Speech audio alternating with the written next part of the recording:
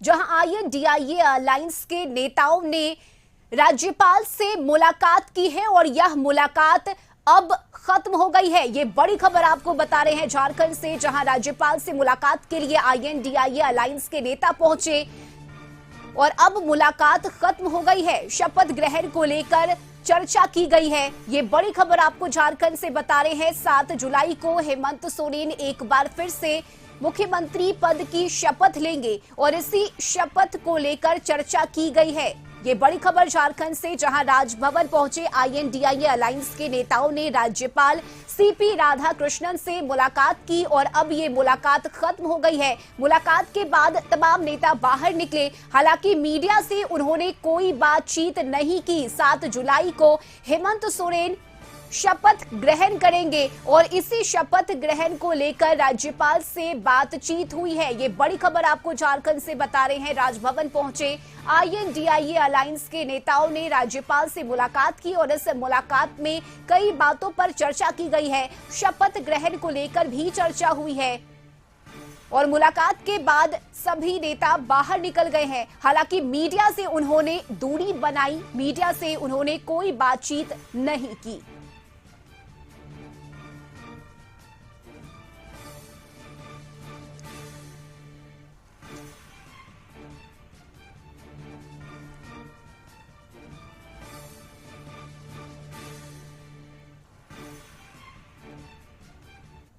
ये तो स्वाभाविक सी बात है कि कल जिस तरह से गठबंधन की मीटिंग हुई उसमें चंपाई सोरेन जी ने जिस तरह से पूरे कोलिशन की तरफ से हेमंत सोरेन जी का नाम प्रपोज किया है झारखंड को संभालने के लिए और हम सब के लिए, पूरे देश के लिए एक ये लेसन कि ये वही हेमंत सोरेन है जिसको ऑर्गेनाइज्ड पॉलिटिकल विक्टिमाइजेशन के तहत में चीफ मिनिस्ट्री से उतारा गया, जेल ठोका गया और आज वो देश के सामने और जिसमें क्लियर है कि वो सब कुछ सही नहीं है जिसके तहत में इसको जेल डाला गया था।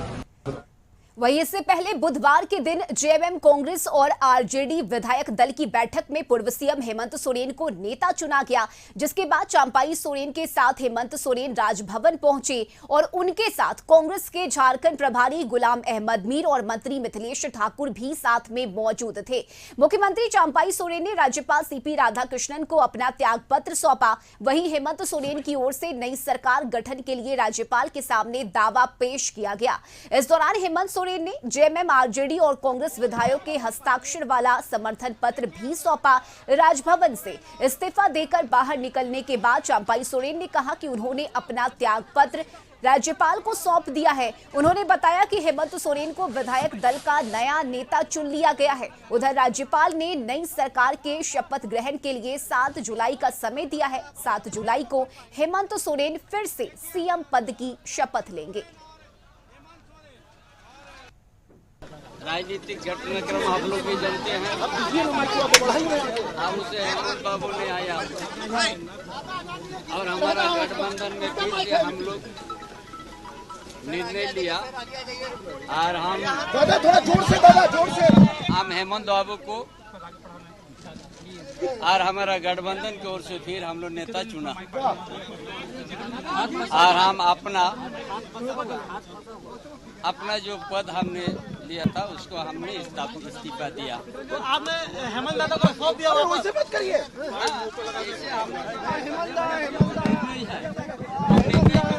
हेमंत जी कुछ कहिए, कुछ बोलिए। सर आपने नई सरकार का दावा पेश किया।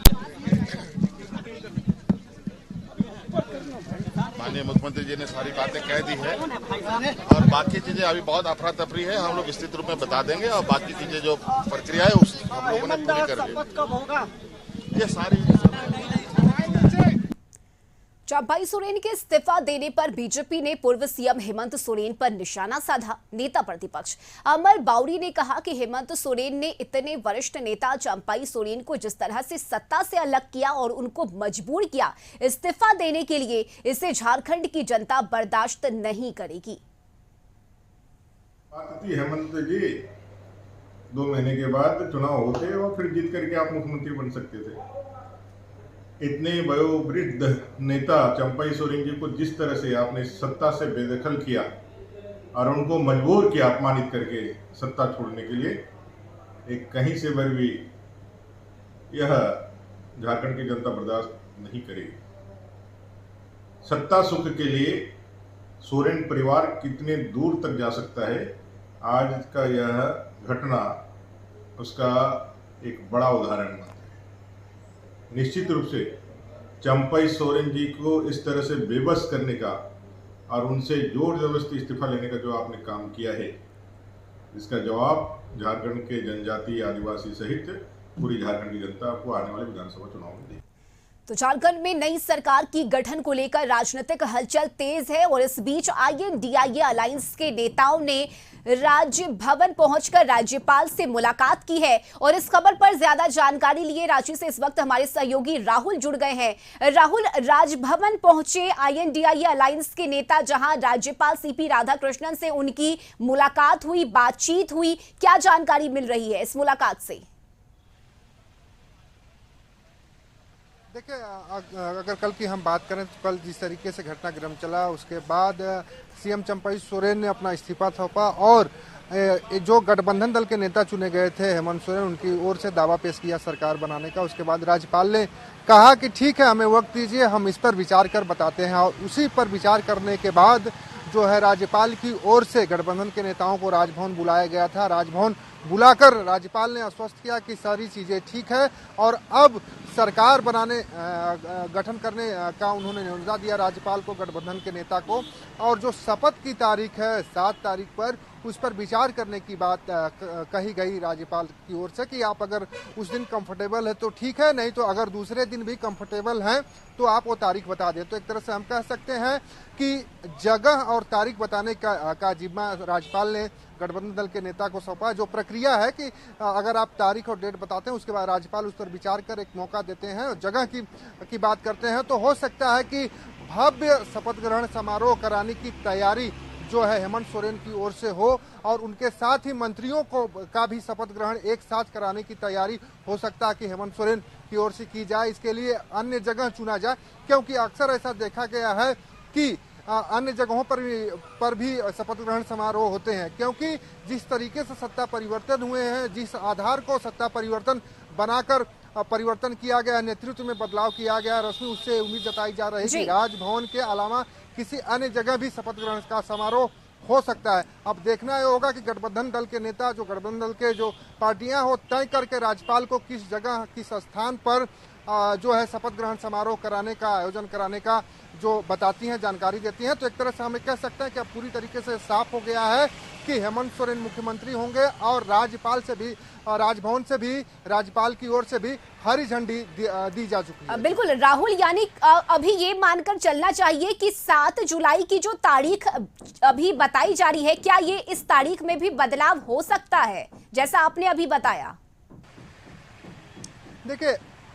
देखिए, एक बार राज्यपाल ने इन लोगों से कहा कि अगर आप जिस तारीख को कंफर्टेबल हो, क्योंकि ये नियम है, एक राज्यपाल की ओर से एक संवैधानिक जो बातें होती हैं उसके तहत उन्होंने पूछा है और जानकारी मांगी कि जगह तारीख में अगर कोई बदलाव चाहते हैं तो बता सकते हैं, क्योंकि 7 तारीख को जो गठबंधन की ओर से 7 तारीख को शपथ ग्रहण की बात कही जा रही है, क्योंकि झारखंड में भगवान जगन्नाथ का रथ मेला भी 7 तारीख को निकलना है। तो इसको, उस मेले को भुनाने की कोशिश में कहीं न कहीं गठबंधन होगा, क्योंकि जिस तरीके से लगातार गठबंधन की सरकार पे आरोप लगते रहा है कि हिंदू विरोधी है, अल्पसंख्यकों को सुनती है, अन्य समुदाय को ज्यादा तवज्जो मिलता है, तो उसको लेकर एक संदेश राज्य में मैसेज देने की कोशिश जरूर करेगी गठबंधन सरकार कि जिस दिन झारखंड या कह सकते हैं देश में एक बड़ा त्योहार मनाया जा रहा था, भगवान जगन्नाथ की रथ यात्रा निकाली जा रही थी, उस दिन नेतृत्व परिवर्तन की नई सरकार जब गठन हुई तो शपथ ली। तो एक तरह से हम कह सकते हैं 7 तारीख उपयुक्त गठबंधन मान रहा है, लेकिन राज्यपाल की ओर से अभी भी पूछा गया है कि अगर कोई परिवर्तन चाहते हैं जगह और तारीख में तो जानकारी दे। तो हम कह सकते हैं कि अब गठबंधन के पाले में है सारी चीजें। गठबंधन हो सकता है कि देर शाम या 1 से 2 घंटे के अंदर राजभवन को सूचित कर देगा जगह और स्थान और तारीख को, तो उस तारीख पर शपथ ग्रहण होगा। और उम्मीद जताई जा रही है कि इस शपथ ग्रहण समारोह में देश के IND गठबंधन के जो नेता हैं, बड़े नेता हैं, वो भी शामिल हो सकते हैं। राहुल गांधी को शामिल होने की जो सूचना मिल रही है, तो एक तरह से हम कहेंगे कि बड़ा शपथ ग्रहण समारोह, यादगार शपथ ग्रहण समारोह हेमंत सोरेन कराना चाहते हैं। जी चलिए, बहुत शुक्रिया राहुल आपका तमाम जानकारी के लिए। तो ये बड़ी खबर आपको झारखंड से बता रहे हैं, जहां एक बार फिर से हेमंत सोरेन मुख्यमंत्री पद की शपथ लेंगे, जिसे लेकर तैयारी शुरू हो गई है। INDIA अलायंस के नेताओं ने राज्यपाल से मुलाकात की। इस मुलाकात में शपथ ग्रहण को लेकर चर्चा हुई है। अब इंतजार 7 जुलाई का किया जा रहा है, जिस दिन हेमंत सोरेन शपथ लेंगे। देखना होगा कि झारखंड में किस तरह से राजनीतिक हलचल और सरगर्मी इन दिनों देखने को मिलती है।